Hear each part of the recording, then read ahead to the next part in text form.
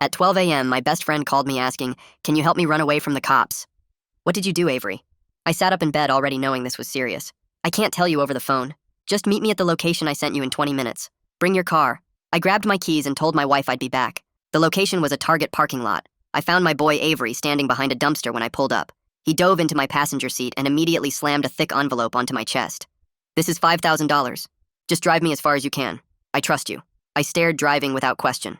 I drove south on the interstate while he fidgeted with the radio, like he was checking for something. Every few seconds, he'd check the mirrors like we were being followed. When I asked again what exactly he did, he just shook his head and asked if I had my phone. "Yeah, it's right here." He grabbed it, rolled down the window, and threw it onto the highway. "I can't be found. They could be tracking us." I was so mad at him, but Avery had this crazy look I never saw before. We'd made it maybe 30 miles when red and blue lights appeared behind us. Avery sank lower in his seat, pulling his jacket up around his face. The siren chirped, and I had no choice but to pull over for the cop. The officer took his time approaching us, while Avery breathed in short, panicked gasps beside me. The flashlight beam hit my face first, then moved to Avery. The cop was young with a thin mustache that looked like Dahmer. He asked for licenses and registration, which I handed over, shaking out of my mind. While he examined them, he kept shining the light on Avery, who wouldn't meet his eyes. "Where you boys headed this time of night?" The officer's tone suggested he already knew we were up to something. I started to answer, but Avery cut me off by pulling out more cash. He leaned across me and stuffed what looked like $2,000 into the officer's shirt pocket. The cop stepped back surprised, but didn't remove the money. "Just a misunderstanding, officer. We're on our way." Avery's voice had switched to smooth and confident, like he was closing a business deal. The cop looked at the bills sticking out of his pocket, then back at us. He handed back our documents without another word and walked to his cruiser. We waited until his taillights disappeared before pulling back onto the highway. I wanted to scream at Avery about bribing a police officer, but he'd already turned on the radio, scanning through static, checking for something. Then the radio finally landed on a clear station, and I learned everything Avery did. A woman's voice filled the car, speaking carefully like she was choosing each word. She identified herself as a local attorney and was coming forward with something that happened tonight. "A couple hours ago, I was date-raped by a man named Avery Jacobson." I looked sideways at Avery, whose face had gone pale in the dashboard light. The woman on the radio kept talking, describing her attacker. 6'1", brown hair, a financial advisor at a firm, every detail matching my best friend next to me. "I'm asking everyone spread the word so we can put this rapist behind bars. This is not his first time doing this." I started to stop the car but felt a gun pressed against my temple. Avery was calm and said, "Don't stop driving." My hands froze on the wheel, and I kept my eyes straight ahead, feeling the cold metal against my skin. The gun stayed there, pressing harder when I tried to swallow, and Avery's breathing got heavy beside me. "Take the next exit and get us off this highway." His voice was different now. Not the friend I knew, but someone dangerous and desperate. I saw the exit sign coming up for County Road 47 and moved into the right lane, slow and careful, like any sudden move might set him off. My whole body was shaking as we curved down the off-ramp into darkness with no streetlights anywhere. The back road stretched out black except for our headlights cutting through, and Avery kept twisting around to check behind us. "Turn left here and kill the high beams." I did what he said, and we crawled along this narrow road with trees pressing in on both sides. Every few seconds, he'd reach over and spin the radio dial, catching fragments of news stations and static. A pair of headlights appeared way behind us, and Avery grabbed my shoulder hard enough to bruise. "Speed up, but don't look suspicious." The other car turned off at some farm entrance, and he relaxed slightly, but kept the gun where I could feel it. We drove like that for what felt like forever, but was probably an hour with him jumping at every shadow and sound. My brain kept trying to process what I'd heard on the radio and match it with the guy I'd known since college. This was the same Avery who stood as my best man 2 years ago and gave that funny speech about how we met. The same guy who came over every Sunday to watch football and helped me move into my house last spring. We'd been roommates junior year and stayed tight ever since, poker nights and double dates and all that normal friend stuff. But here he was holding a gun on me after that woman said he raped her. The radio crackled again, and he found another news station talking about a manhunt starting for a local financial advisor. They don't know anything yet. He was talking more to himself than me, and his hand was sweaty where it held the gun. "Listen, man, you can't call your wife or anybody else." His eyes were wild in the dashboard light. "If you try anything, I'll know, and this gets way worse for both of us." I thought about my wife, probably pacing around the house wondering where I went in the middle of the night. She'd be calling my dead phone that Avery threw out the window and getting more worried with every ring that went unanswered. "The whole thing with that woman is lies." Avery started talking fast, and his story kept shifting around. We went out for drinks after work, and she was all over me at the bar. Then a minute later, it changed to her inviting him back to her place. "She's trying to shake me down for money because she knows I've got it." But then he said something about her being drunk and not remembering things right. Each version got more desperate and made less sense than the one before. The needle on the gas gauge kept dropping toward E, and I knew we couldn't keep driving these back roads forever. "We need gas soon or we're walking." Avery looked at the gauge and swore under his breath. "Find something remote with no cameras if you can." We passed 2 well-lit stations before finding this sketchy place with half the lights burned out. The pumps looked ancient, and there was just one car parked around the side, probably belonging to whoever was working. Avery shoved some 20s at me and pointed the gun at my chest from under his jacket. "You pump and pay inside, but if you're not back in 5 minutes, I'm gone. And you can explain to the cops why you helped me." The gas pump was one of those old ones where you had to go inside first to turn it on. The door made this loud bell sound when I pushed it open, and the clerk looked up from his phone behind bulletproof glass. He was maybe 19 with bad skin and looked bored out of his mind working the overnight shift. I slid the cash through the slot and asked to put 40 on pump 2, trying to keep my voice normal. "Hey, my phone died. Can I use yours real quick to call my wife?" The kid pointed to this grimy payphone on the wall that I hadn't even noticed. "That still works, but you need quarters." I found some change in my pocket and dialed my home number with shaking fingers, watching the door to make sure Avery couldn't see. My wife picked up on the first ring, sounding scared and angry at the same time. "I'm okay, but I can't explain right now. Just lock the doors and stay inside." She started asking questions, but I hung up and grabbed the gas receipt from the clerk. Back outside, Avery was standing by the car, now watching me walk across the lot. The gun was still in his hand, but hidden under his jacket, and his face looked suspicious as hell. "What took so long?" I held up the receipt and mumbled something about the bathroom being gross. He stared at me for what felt like forever, then got back in the passenger seat. Drive. I pulled out of the gas station and got back on the dark road, while Avery kept checking behind us every few seconds. He reached over and turned the radio back on, spinning through stations until he found another news channel talking about local stuff. The announcer's voice was serious as he read from what sounded like an official statement about a manhunt for a local man named Avery Jacobson, wanted for sexual assault. They described our car make and model, and even mentioned the color, asking anyone who saw us to call police right away. Avery slammed his fist on the dashboard and switched it off. "We need to ditch this car." He was sweating bad now and kept wiping his face with his sleeve. "Take the next exit and head downtown to my office." I wanted to tell him this was crazy, but the gun was still in his lap and his finger was on the trigger. The exit came up fast and I took it, following his directions through empty streets toward the financial district. My hands were shaking, so bad I could barely hold the wheel steady. The office building was one of those tall glass towers, and Avery directed me into the underground parking garage. He pulled out his keycard and swiped it at the gate, which opened with a mechanical groan. The garage was mostly empty, with just a few cars scattered around under the yellow lights. "Park near the elevator and keep the engine running." He grabbed the gun and pointed it at me one more time. "Don't even think about leaving or I'll find you." Then he jumped out and ran to the elevator, using his keycard again to get it to work. I sat there alone in the dark garage, listening to the engine idle and my own heart pounding. Part of me wanted to just floor it and get out of there, but I knew Avery wasn't lying about finding me. We'd been friends for so long, he knew where I lived, where I worked, where my wife's parents lived.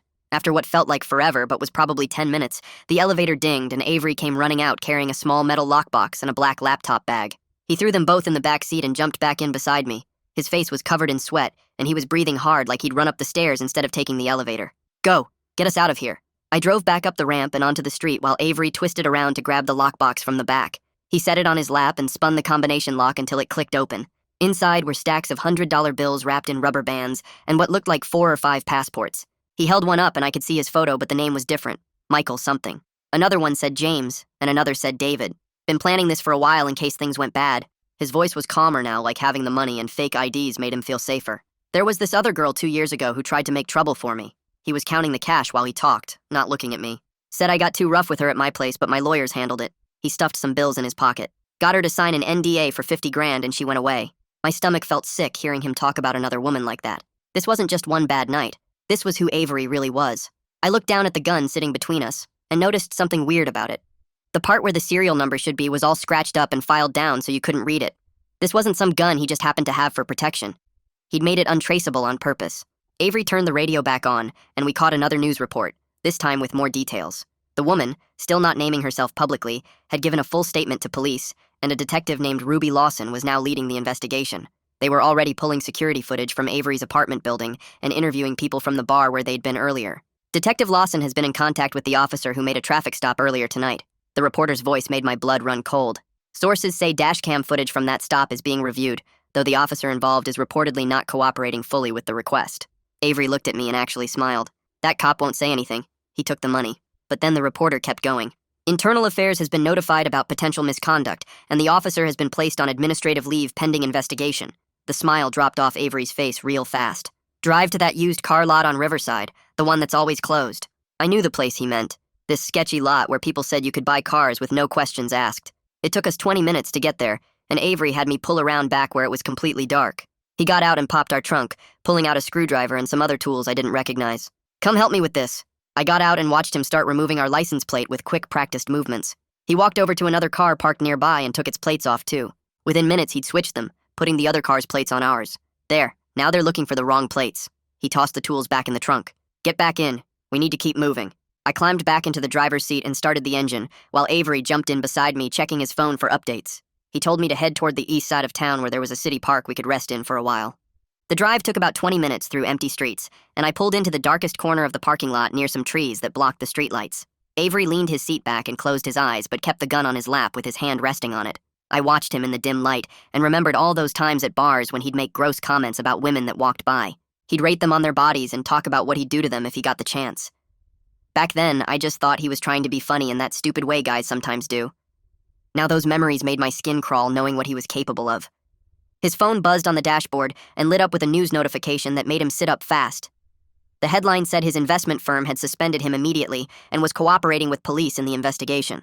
They'd already frozen his company accounts and revoked his building access, which explained why he grabbed that lockbox from his office. More notifications kept coming in about clients pulling their money and partners distancing themselves from the scandal. His whole professional life was falling apart in real time, and I could see the panic growing in his eyes. He suddenly punched the dashboard hard enough to crack the plastic and started yelling that we needed a different car right now. I told him I wasn't going to steal a car for him, and that's when he shoved the gun hard into my ribs. You'll do whatever I tell you to do. The metal was cold through my shirt, and his finger was on the trigger. I suggested we find somewhere to hide instead of stealing a car, and after a minute he agreed, but said it had to be somewhere nobody would think to look.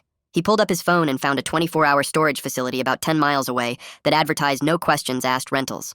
We drove there in silence except for him giving directions, and when we arrived he had me park around back away from the main office.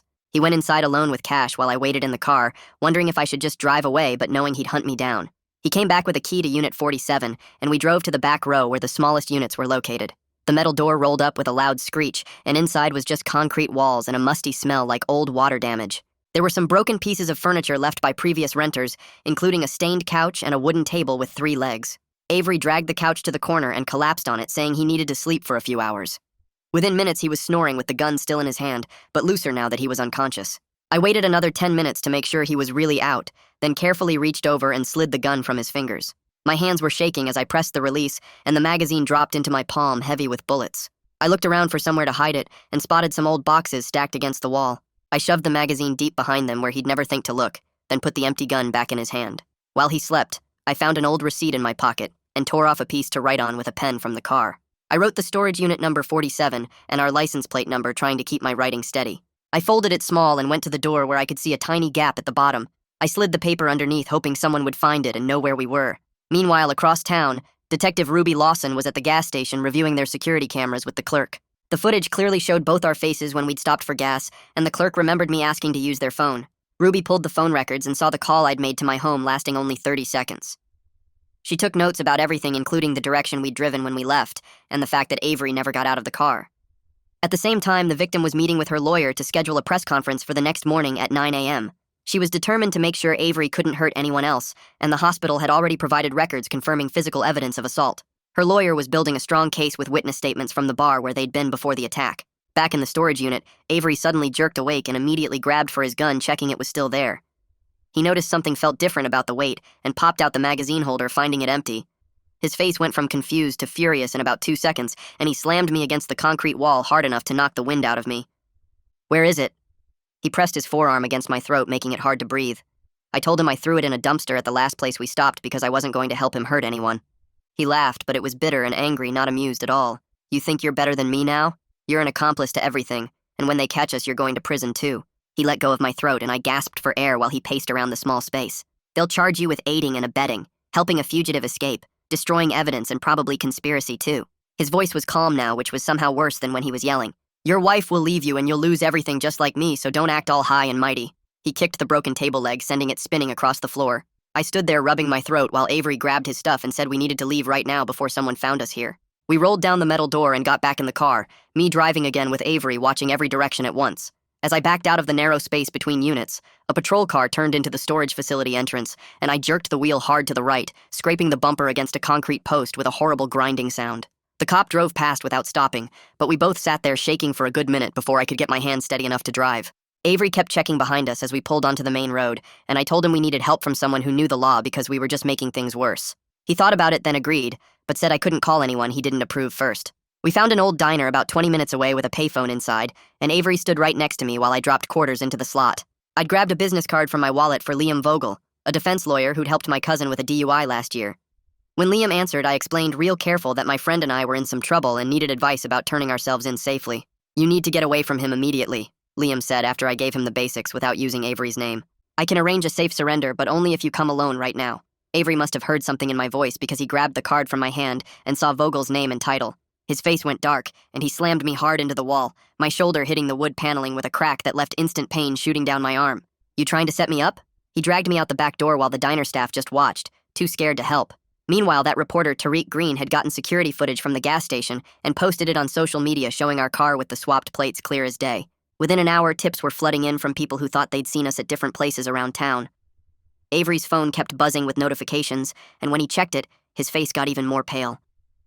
Back in the car, Avery started talking fast about how he knew that cop would take the money because he'd done it before with other officers when clients got pulled over drunk. "Half the cops in this county will take cash to look the other way," he said, like it was no big deal. The corruption went deeper than just tonight, and I felt sick knowing how many times he'd probably bought his way out of trouble. We went back to the storage unit to grab the rest of his stuff, but when Avery tried to burn some papers in a metal trash can, the smoke set off the sprinkler system. Water started spraying everywhere, soaking us both in seconds as we grabbed what we could and ran out looking exactly like the desperate criminals we'd become. The whole place would have cameras, and now we'd left even more evidence behind. I told Avery maybe we should meet with Liam Vogel in person, because lawyers always had cash for bail, and maybe he could help us disappear properly. It was a total lie, but Avery was getting desperate enough to believe anything that sounded like escape. "If this is a trap, I'll make sure you go down for everything too," he said, but agreed to the meeting. While we were planning this, Detective Lawson was at the police station interviewing that young cop who'd taken Avery's bribe. The officer had held out for hours, but finally admitted taking the $2,000 when they showed him the dashcam footage that caught everything. Internal Affairs suspended him immediately and pulled all his recent stops to check for other bribes. The victim attorney was getting ready for her press conference scheduled for that morning, going over her statement with her lawyer one more time. When 9 a.m. came, she stood at the podium looking tired but determined, speaking in a calm, clear voice about what Avery had done to her. She didn't cry or yell, just laid out the facts of how he drugged her drink at the bar and what happened after. Most people watching online expressed support and anger, though some questioned why she'd waited hours to report it. The conference ended with her lawyer announcing they had physical evidence from the hospital and witness statements from the bar staff who'd seen Avery putting something in her drink. Everything was falling apart for Avery, and he knew it, his phone showing more notifications about the press conference and people sharing her story everywhere. He threw his phone against the dashboard hard enough to crack the screen and started yelling about how she was lying and trying to ruin his life over nothing. But I could see the truth in how his hands shook and how he couldn't look at me when he talked about that night. We were running out of places to hide, and both of us knew it was only a matter of time before they found us. My phone started buzzing in the storage unit, even though Avery had thrown it out the window hours ago. Then I remembered I'd grabbed his broken one from the dashboard. The screen showed 17 missed calls from my wife, and when I listened to the voicemail, her voice was shaking as she said the cops had come to our house asking where I was. She'd hired Liam Vogel to represent me, and he wanted to meet us at a diner off Route 9 to work out a safe surrender. Avery heard the message playing, and his face got hard as he grabbed the phone and called the number back, pretending to be me while asking Vogel exactly where this diner was. After hanging up, Avery said we'd go, but only to get money from the lawyer for a real escape, not to turn ourselves in. We drove to the diner in our beat-up car with the swapped plates, both of us looking like we hadn't slept in days, which was true. The parking lot had maybe 6 cars, including 2 plain sedans that looked way too clean and had those little antennas on the back that unmarked cop cars always have. Avery spotted them right away and grabbed my arm hard enough to leave marks, dragging me back before we even got to the door. "It's a setup," he said, and pulled me around the side of the building where we could see through the window. Liam was sitting at a booth checking his watch, and there were 2 guys in baseball caps at the counter who kept looking at the door every few seconds. We ran back to the car, but Avery was so mad he started hitting the steering wheel and yelling about how I'd betrayed him by calling the lawyer. I told him it was my wife who called, not me, but he wasn't listening anymore. He pulled out the gun and waved it at me while driving way too fast down the back roads behind the diner. I grabbed for the gun because I was tired of being scared, and we fought over it while the car swerved all over the road. Avery pulled the trigger during our struggle, but nothing happened. Just a click, because I'd taken out the magazine back at the storage unit. The gun clicking empty made him even more mad, and he lost control of the wheel, sending us straight into a metal guardrail at maybe 40 miles an hour. The airbags went off and my face felt like someone had punched me hard, plus my ears were ringing from the impact. Avery's nose was bleeding bad, and he kept touching it, then looking at the blood on his fingers like he couldn't believe it. We got out of the wrecked car and started running because we could already hear sirens coming from somewhere close. My left ankle twisted hard when I stepped in a pothole in the dark, and pain shot up my whole leg, but Avery grabbed my arm and pulled me along anyway. We ran through some woods and came out at this huge industrial area with warehouses and loading docks everywhere. Most of the buildings were dark, but one had a security guard booth with a light on, and we ducked behind a dumpster to avoid being seen. Avery found a side door to one of the warehouses that wasn't locked right, and we slipped inside just as a security guard walked by doing his rounds. The guard must have seen the door closing because he started yelling and pulling out his radio to call 911 about a break-in. Inside the warehouse, it was pitch black except for some emergency exit signs, and we stumbled around trying to find somewhere to hide. There were metal shipping containers stacked up like giant blocks, and we squeezed between two of them just as red and blue lights started flashing through the windows. More and more sirens kept coming until it sounded like every cop in the county was outside. Then this woman's voice came over a loudspeaker saying she was Detective Lawson and they had the building surrounded, so we should come out with our hands up. She kept talking about how nobody had to get hurt, and they just wanted to resolve this peacefully. But Avery was pacing back and forth in our hiding spot like a trapped animal. "This is all your fault," he kept saying to me, his voice getting louder even though I kept telling him to be quiet. The negotiator on the loudspeaker said they knew we were inside and had all night to wait us out, so we might as well surrender now. Avery suddenly shoved me hard toward a side exit door, and when I stumbled out into the open, cops were on me in seconds. They pushed me down on the concrete and cuffed my hands behind my back while I kept saying I surrendered and wasn't resisting. Through all the yelling and chaos, I saw Avery slip out the back of the warehouse and disappear into the darkness between buildings. The cops dragged me to a police car, and I actually felt relief even with the handcuffs cutting into my wrists, because at least this nightmare was ending for me. They took me to the station and put me in a small room with a camera in the corner and a metal table bolted to the floor. Liam Vogel showed up about an hour later looking tired but professional in his suit, and he told me not to say anything until he'd talked to the prosecutor. Detective Lawson came in carrying a thick folder and sat down across from us, her face showing she'd been up all night too. She said they had me on camera at multiple locations and wanted to hear my side of everything that had happened. Liam nodded at me to go ahead, so I started from the beginning, telling her about Avery's call and the Target parking lot and the envelope with $5,000. I explained how I didn't know about the rape at first, just thought he was in some kind of trouble, but then heard it on the radio after we'd already bribed that cop. Lawson wrote everything down and asked specific questions about times and places, especially about the gun and whether I'd known Avery had it before he pulled it on me. When I got to the part about removing the magazine, she looked surprised and wrote something in big letters on her notepad. She left the room for a while and came back with a laptop that she turned toward me, showing dashcam footage from that traffic stop. The video was clear as day, showing our faces, the money being stuffed in the cop's pocket, and both our license plates before and after Avery switched them. "This is you and Avery Jacobson bribing a police officer," she said, like it wasn't even a question. The footage made it impossible to deny anything, and Lawson started listing all the charges they could file against me. Accessory after the fact to rape, bribing an officer, tampering with evidence, and maybe even kidnapping since Avery had held me at gunpoint. Liam started arguing that I was a victim too, but Lawson cut him off and said being scared didn't excuse helping a rapist escape for 2 days. She showed me photos they'd found on Avery's phone from that night at the bar, including one where you could see him dropping something into a woman's drink when she wasn't looking. The evidence against him was solid, and they just needed to catch him, which meant they needed me to help since I knew him better than anyone. Liam stood up and asked to speak with the prosecutor right away about my situation. Detective Lawson made a phone call, and 20 minutes later, a woman in a dark suit walked in carrying more folders. She sat down and looked at me like I was something stuck to her shoe. Liam started explaining how I'd been held at gunpoint the whole time and tried to leave evidence for the police to find. He pointed out the receipt paper I'd slipped under the storage unit door and how I'd removed the gun's magazine to protect myself.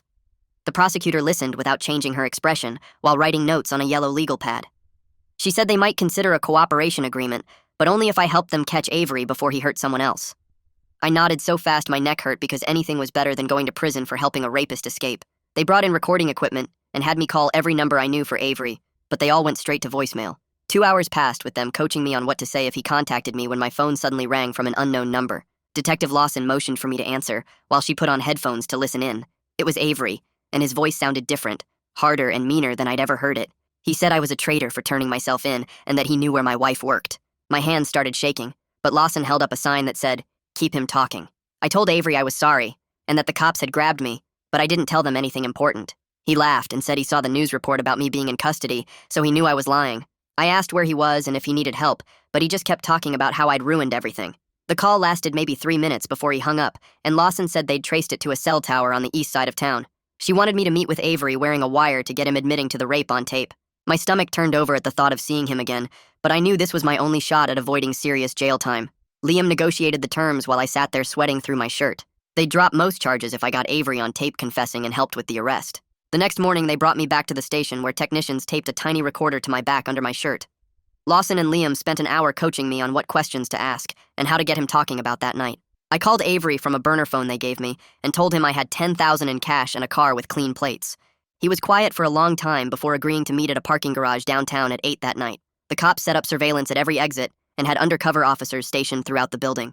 I sat in my car on the third level waiting and feeling like I might throw up from nerves. Avery finally showed up driving some beat-up sedan I'd never seen before. He'd lost weight in just a few days, and his clothes hung loose on his frame. His eyes darted around, checking every shadow and corner before he got in my passenger seat. He immediately started patting me down for weapons, checking my pockets and waistband while I held my breath. His hands passed right over the wire taped between my shoulder blades without noticing it. He looked terrible up close with dark circles under his eyes and stubble covering his usually clean-shaven face. I handed him the envelope of cash, which was really just newspaper with real bills on top. He counted it quickly, then asked about the car, and I pointed to a rental the cops had provided. He relaxed a little and leaned back in the seat like old times, except nothing about this felt normal. I asked him what really happened that night with the woman attorney. He shrugged and said they'd been drinking at the bar and things got rough when they went back to her place. He claimed she was into it at first, but changed her mind later and tried to shake him down for money. I kept my voice steady and asked if he'd done anything to her drink. He smiled in this gross way and said maybe he helped her relax a little, but that wasn't a crime. Then I asked about the cop we'd bribed, and he admitted giving him $2,000 to look the other way. He said cops in this town were all corrupt anyway and would do anything for the right price. He was getting comfortable now, talking more freely about how the woman was making everything up for attention. He used the word sex instead of rape and said she'd wanted it until she found out he wasn't going to leave his fiancée for her.